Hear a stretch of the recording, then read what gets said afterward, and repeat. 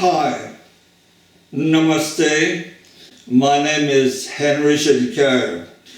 If you'd like to know more about my life and now my ministry, visit omillumination.com. I'm starting a new series on the process of self-inquiry as taught by Bhagavan Sri Ramana Maharshi. If you have not seen my movie about the process of self-inquiry that has been seen now nearly 100,000 times, there is a link under this video so that you can access that very important movie to learn about who you are. Bhagavan Sri Ramana Maharshi described what is the process in these words. The inquiry, who am I, is the principal means to removal of all misery and the attainment of supreme bliss. Well, that's a great promise for those of us who want to practice the process of self-inquiry. Let's talk about the pastime of Bhagavan Sri Ramana Maharshi. He got awakened, so to speak, at the age of 16-year-old in a room in Madurai. I was in that room. I meditated in that room. And then he went to the mountain of Arunachala. He was in such bliss, in such samadhi, that even when the vermins would eat his flesh, it would not move him out of the state of samadhi. David Godman explained this.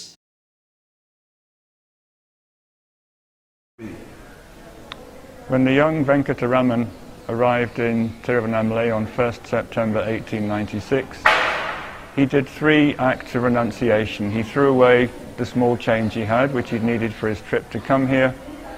He disposed of his Brahmin thread, and he had a shave when somebody asked him if he wanted one. So by those 3 acts, he had more or less formally renounced the world.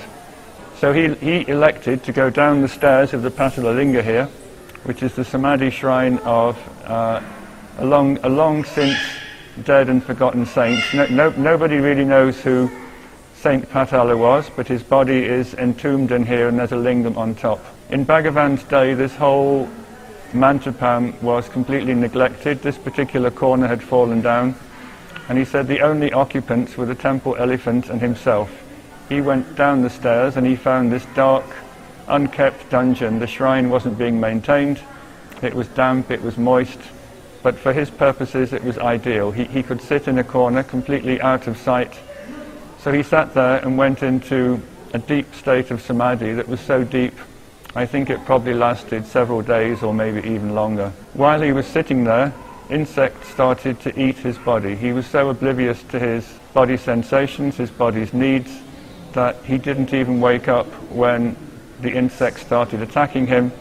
And over a period of time, the wounds, because they were in contact with the dirty floor, they became infected, they became open sores, pus formed in the wounds, and still Bhagavan was so completely immersed in the bliss of the self, he wasn't aware that his body was rotting underneath him.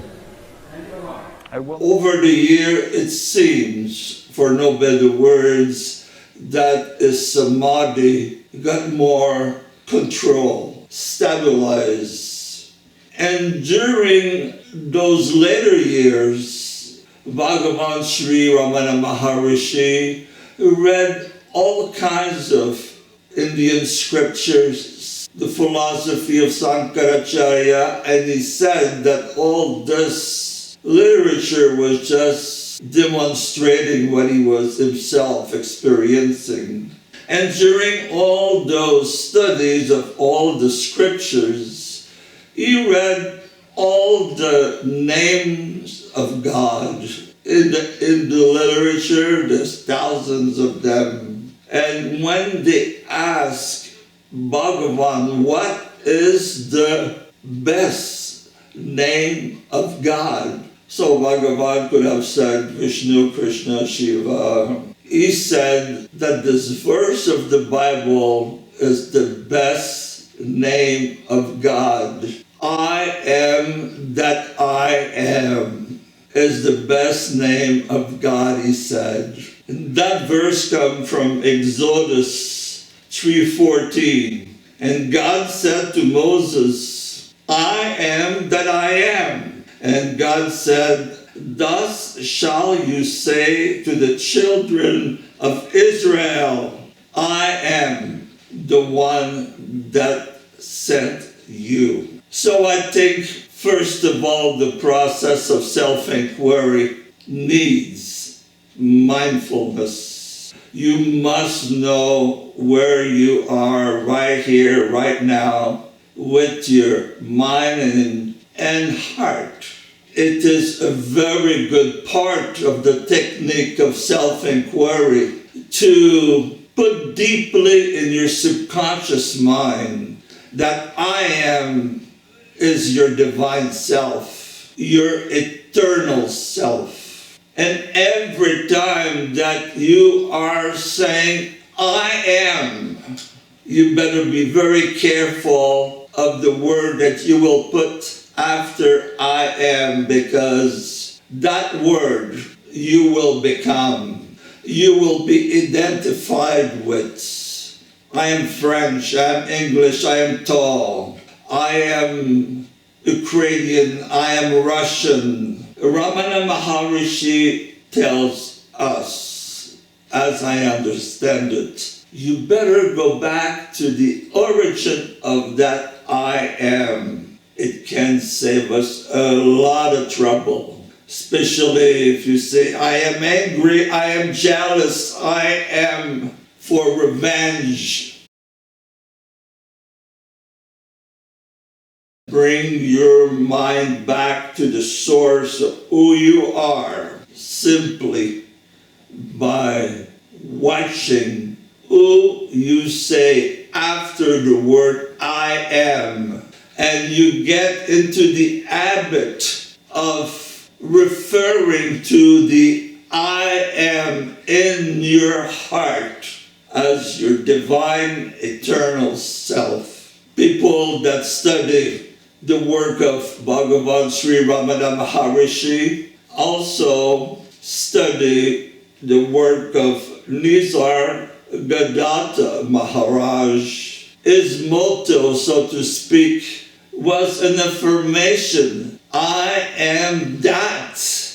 I love that affirmation. You affirm that you are the ultimate truth, the divine self, Brahman, and everything else is really not your true identity. In Sanskrit, they say, niti, niti, I am not this, I am not that. You can go on and on and on. The daily affirmation could be for you and me. I am that, and you say it with feeling. I am that.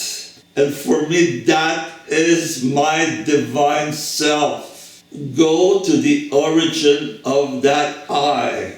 Imprint in your subconscious mind these words. Who am I? Every time that your mind goes on and on and on about who you are today and what you're going to be tomorrow, you have a reference point in your subconscious mind as a referral point.